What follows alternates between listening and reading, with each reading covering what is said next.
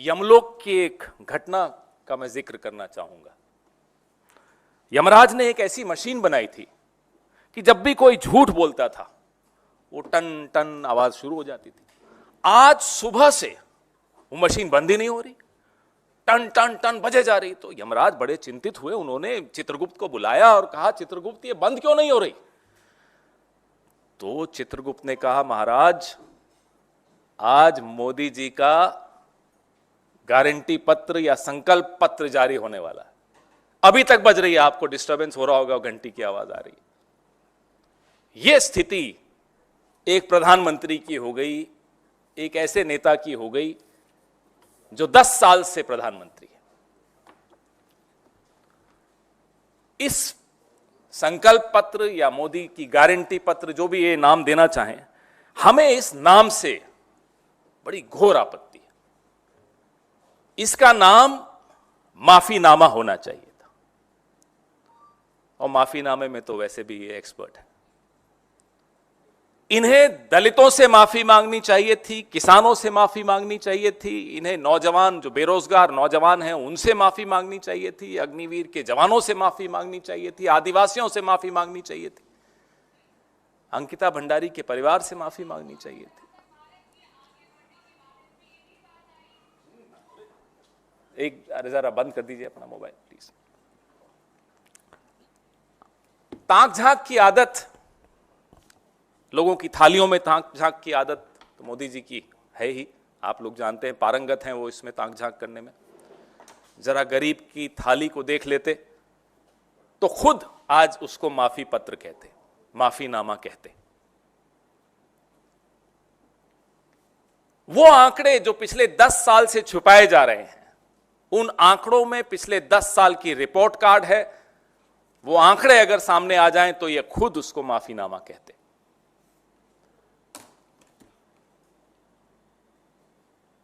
दो 2014 का जो इनका मैनिफेस्टो था, वैसे पूरा खुलासा हमारे साथी अमिताभ दुबे जी करेंगे कि ये सफर कैसा रहा पिछले 10 साल के मैनिफेस्टोस का भारतीय जनता पार्टी का। और उसके बाद मेरी सहयोगी श्रीमती सुप्रिया श्रीनेत आज के मैनिफेस्टो पे अब चर्चा करेंगी। लेकिन 2014 का जो इनका मैनिफेस्टो था, उसका पेज नंबर 5 पे एक वादा किया था कि स्पेशल टास्क फोर्स बना के काला धन वापस लाएंगे। हुआ क्या? इलेक्टोरल बॉन्ड आ गए। मैं सिर्फ आपको 3-4 उदाहरण दूंगा, हमारे रिसर्च के जो चेयरमैन हैं वो उस पर ज्यादा खुलासा करेंगे। पेज नंबर 6 पे क्या लिखा था कि जो गिरती हुई करेंसी है उसकी कीमत को सुधारेंगे। आज क्या हुआ? $83 पार हो गया। पेज नंबर 8, नॉर्थ ईस्ट में कानून व्यवस्था को मजबूत करेंगे। अब मणिपुर में तो साहब न जा पाते हैं, न मणिपुर पे एक शब्द बोल पाते हैं। ये है हकीकत, ये है असलियत। पेज नंबर 15, 100 जिलों की स्पेशल पैकेज से गरीबी दूर करेंगे। हंगर इंडेक्स में आप आंकड़ा देखेंगे, आपको समझ में आ जाएगा कितनी गरीबी दूर हुई। पेज नंबर 18, 100 नए स्मार्ट सिटीज बनाएंगे। हुआ क्या? चीन हमारे भीतर घुस के कुछ स्मार्ट विलेजेस बना के जा रहा, हमने नहीं स्मार्ट सिटीज बनाई। ऐसे कई जुमले। और हैरानी की बात है कि इनका जो अर्दली है, नंबर 2 है इस सरकार में और इनकी पार्टी में, अमित शाह, वो खुद कहता है कि ये जुमलेबाजी। किसी देश का प्रधानमंत्री के लिए इससे बुरा कुछ नहीं हो सकता कि उसकी जुबान पर लोगों को भरोसा उठ जाए, उसको लोग झूठा कहने लग जाएं। 14 से 19 के बीच में, 2014 से 2019 के बीच में लोगों को भरोसा था इनके शब्द पर, इनकी जुबान पर। 19 के बाद लोगों को मनोरंजन होने लगा इनकी जुबान पर, लेकिन अब खीज होने लगी, गुस्सा आने लगा, रोष हो गया लोग। ये यात्रा नरेंद्र मोदी की, इस देश के प्रधानमंत्री की, ये बताती है कि 10 साल में क्या हाल बना दिया इस देश का, कि जो लोग इनको हीरो मानते थे, जो लोग इनकी बात सुनना चाहते थे, अब टीवी का चैनल बदल देते हैं। अब वो कार्टून शो देखने लग जाते हैं। उनको लगता है कि क्या फायदा। अब मैं ज्यादा इस पे समय नहीं बिताऊंगा कि अभी तक क्या हुआ। मैं चाहता हूं कि इस सफर पे जो माइलस्टोन्स थे, कहां कहां धोखा हुआ पिछले 10 सालों में, उस पे मेरे साथी अमिताभ दुबे जी अपनी बात रखें। धन्यवाद पवन जी। जब हमारी टीम बैठ के देखना चाह रही थी कि इनकी जो जुमलेबाजी है, इनके झूठे वादे, इनके जो घोषणा पत्र में डाले गए हैं, इनकी एक सूची बनाए, इतनी लंबी लिस्ट आई कि मुझे आपको बस गिन चुन के बताना पड़ेगा। तो हमने बस 3 क्षेत्रों में लिया है, कृषि, रोजगार और शिक्षा। इनके बारे में जो भी इनके वादे थे मैं आपको बताऊंगा और सच्चाई क्या है। तो जहां तक कि कृषि का सवाल है, दावा था किसान की आय दोगुनी करेंगे 2022 तक, और सच्चाई ये है कि उनकी आय घटी है, बढ़ी नहीं है, घटी है। दोगुनी क्या हुई है? उनका कर्ज 2013 में 47,000 था प्रति किसान और वर्तमान में 74,000 पहुंच गया है। तो उनका कर्ज दोगुना हुआ है।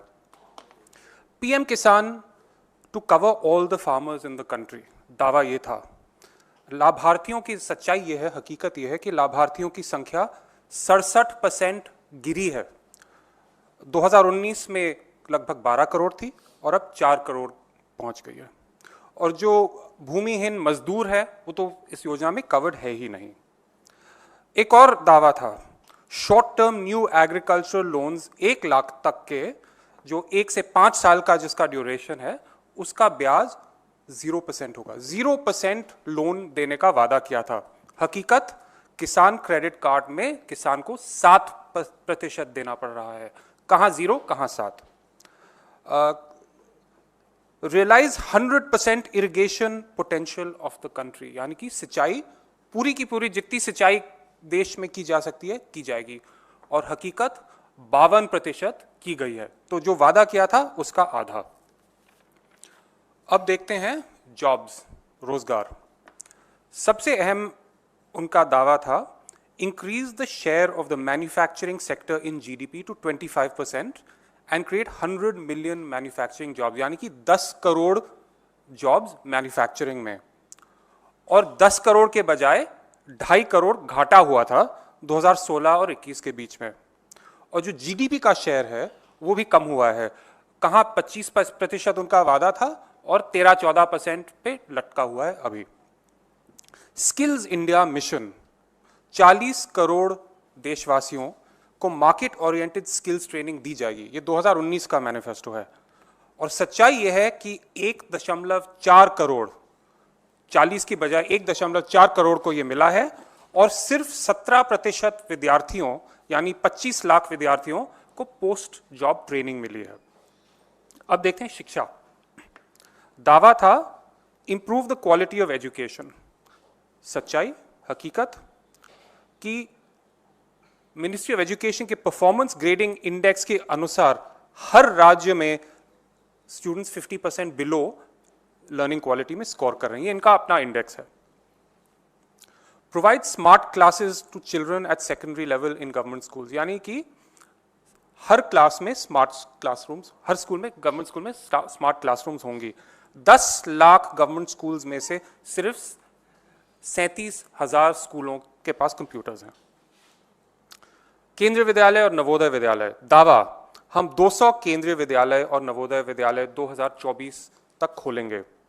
हकीकत, 56 केंद्रीय विद्यालय खोले गए हैं इस पिछले 5 सालों में, और इसके मुकाबले यूपीए के शासनकाल में 2002 केंद्रीय विद्यालय खोले गए थे। अब डॉक्टर्स, ये बहुत महत्वपूर्ण विषय है।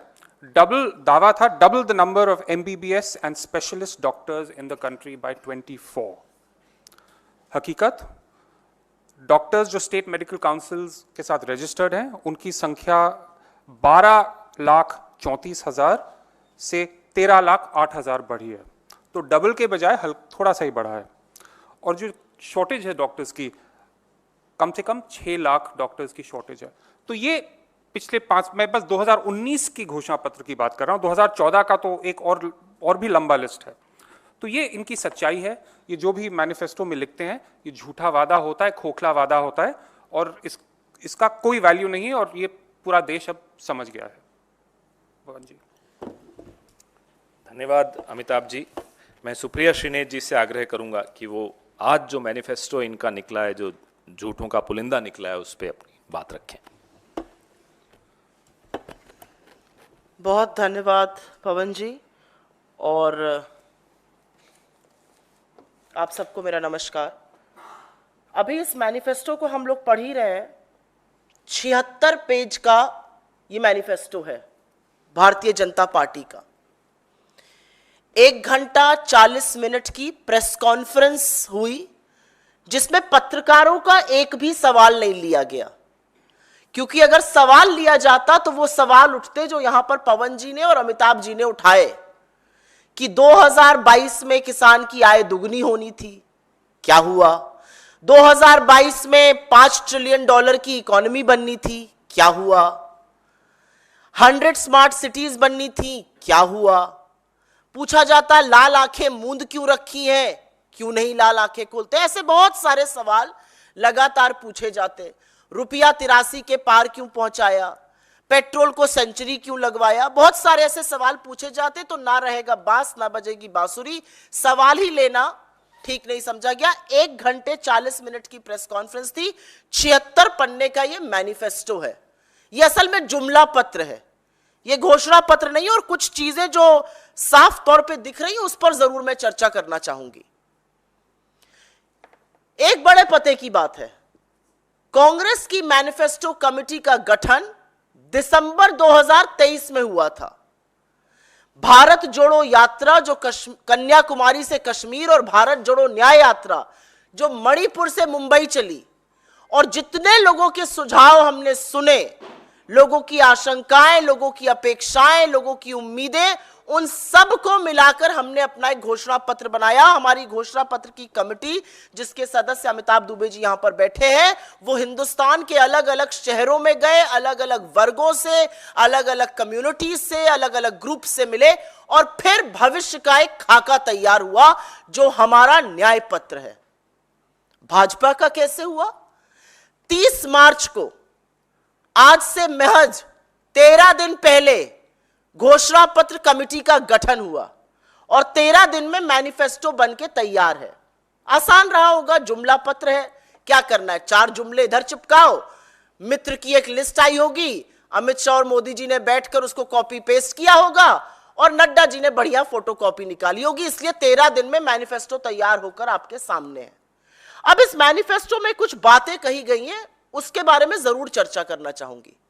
झूठ बोलो, और इतनी जोर से बोलो और बार बार बोलो कि लोगों को लगे आप सच बोल रहे हैं।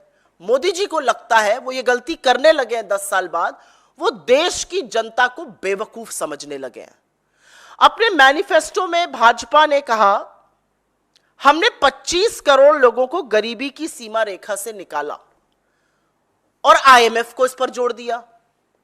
आपका यह दावा पूरी तरह से खोखला है। आपके ये दावे के पीछे नीति आयोग की एक रिपोर्ट है, जिसकी किसी थर्ड पार्टी ने, IMF, world bank, Oxford university, किसी थर्ड पार्टी ने इसकी पुष्टि नहीं की है। और असलियत यह है कि उसी रिपोर्ट में नीति आयोग यह भी मानता है कि 20% देश की आबादी 46 रुपए रोज पर अपनी गुजर बसर करने को मजबूर है। यह होना चाहिए था मैनिफेस्टो में। तो सबसे बड़ा जुमला इनका यह है कि इन्होंने गरीबी खत्म की है। असलियत यह है कि इस देश में हर घंटे 2 किसान और 2 युवा आत्महत्या कर रहे हैं। किसान कर्जे के बोझ के चलते, गरीबी के, गुर्बत के चलते, युवा बेतहाश होके आत्महत्या कर रहे हैं। इसके बारे में कोई जिक्र नहीं है। इन्होंने अपने मैनिफेस्टो में बातें तो बहुत बड़ी बड़ी करते हैं, फेंकने में तो मोदी जी नीरज चोपड़ा के भी आगे हैं। ये जो मोदी पत्र है, ये जो जुमला पत्र है, जहां देखूं तुम्हें पाऊं वाला हिसाब है, मोदी जी की अलग अलग फोटो है, अलग अलग भाव भंगिमा है। उसमें मैंने एक सर्च किया डॉक्यूमेंट में, जॉब्स डाला, आप भी डालिएगा पीडीएफ में, 2 बार आता है उसका जिक्र। महज 2 बार जॉब्स का जिक्र है उस देश में जहां पर बेरोजगारी सबसे विकराल समस्या है। कंपेयर करिए हमारे मैनिफेस्टो से। हम 30 लाख सरकारी नौकरियों की बात करते हैं। हम 1 साल के लिए ग्रेजुएट और डिग्री होल्डर्स को स्टाइपेंड देने की बात करते हैं 1 लाख रुपए का। बीजेपी में 2 बार जॉब्स का जिक्र है और थेथरे यह है कि लिखा जा रहा है खाली रिक्त पद भरे जाएंगे सरकारी। तो 10 साल से झुंझुना क्यों बजा रहे थे? क्यों रहने दिया ये खाली रिक्त पद? पता है आपको ये रिक्त पद कहां है, कब भरेंगे? ये जॉब्स पर ये यूथ के साथ मजाक और खिलवाड़ है। बोला एमएसपी बहुत बढ़ाई, 700 किसानों की शहादत हो गई। किसानों को दिल्ली आने ना देने के लिए आपने सड़कें खुदवा दी, कीले गड़वा दी, आंसू गैस के गोले उन पर छुड़वा दिए, उनको आतंकी नक्सलवादी न जाने क्या क्या कह दिया। लेकिन एमएसपी के कानून की बात मैनिफेस्टो में नहीं है। ये किसान के बारे में इसलिए बात करना चाहती हूं क्योंकि हमने अपने मैनिफेस्टो में डंके की चोट पर कहा है हमारी सरकार बनेगी, हम एमएसपी की लीगल गारंटी देंगे, एमएसपी का पूरा कानून बनाएंगे, कर्जा माफी करेंगे और खेती को जीएसटी से मुक्त करेंगे। मोदी जी के मैनिफेस्टो में ऐसी कोई बात नहीं है। एमएसपी के कानून का जिसका उन्होंने वादा किया था उसका भी जिक्र नहीं है। ऐसा क्यों है? क्यों इतनी खोट है नीति और नियत में? महिलाओं की बात करते हैं, युवाओं की बात करी, किसानों की करी, महिलाओं की करते हैं। कहते हैं महिलाओं को लखपति दीदी बना रहे हैं। कहां है ये लखपति दीदियां? जिन महिलाओं को आटे दही पर जीएसटी देना पड़ रहा है, जिनको खाने का इन्फ्लेशन 8.5% जूझना पड़ रहा है, जिनकी कमर तोड़ रहे हैं आप महंगाई से, कहां है उनके लिए कोई राहत? कहां है महिलाओं के लिए बात? हम क्या कहते हैं? हम कहते हैं गरीब महिलाओं को हम 1 लाख रुपए सालाना देंगे और साथ साथ नई सरकारी नौकरियों में 50% आरक्षण देश की आधी आबादी को देंगे। कहां है वो रिप्रेजेंटेशन? क्या आप दोयम दर्जा क्यों मानते हैं एक औरत को? आप जिक्र कर रहे हैं 33% आरक्षण का जो 2034 से पहले लागू नहीं होगा पार्लियामेंट में, लेकिन देश की एक आम नारी के लिए, एक आम महिला के लिए, एक आम लड़की के लिए जिसकी आंखों में सपने हैं भविष्य के, उसके लिए आपके मैनिफेस्टो में कुछ नहीं है। बहुत सर्च किया मैंने, जॉब्स के बारे में सर्च किया, मुझे तो कुछ नहीं दिखा। इसका जवाब कौन देगा? मैं उसके बाद बात करना चाहती हूं, इन्होंने बात की कि आतंकवाद खत्म हो गया है, शांति बहाल हो गई है। ये मेरे आंकड़े नहीं है, ये भारत सरकार के आंकड़े जो आपके सामने रख रही हूं। 2014 से 24 के बीच में जम्मू कश्मीर मात्र में 3,950 लोगों की आतंकी मुठभेड़ों में हत्या हुई है, जिसमें सिक्योरिटी फोर्सेस भी हैं और सिविलियंस भी हैं।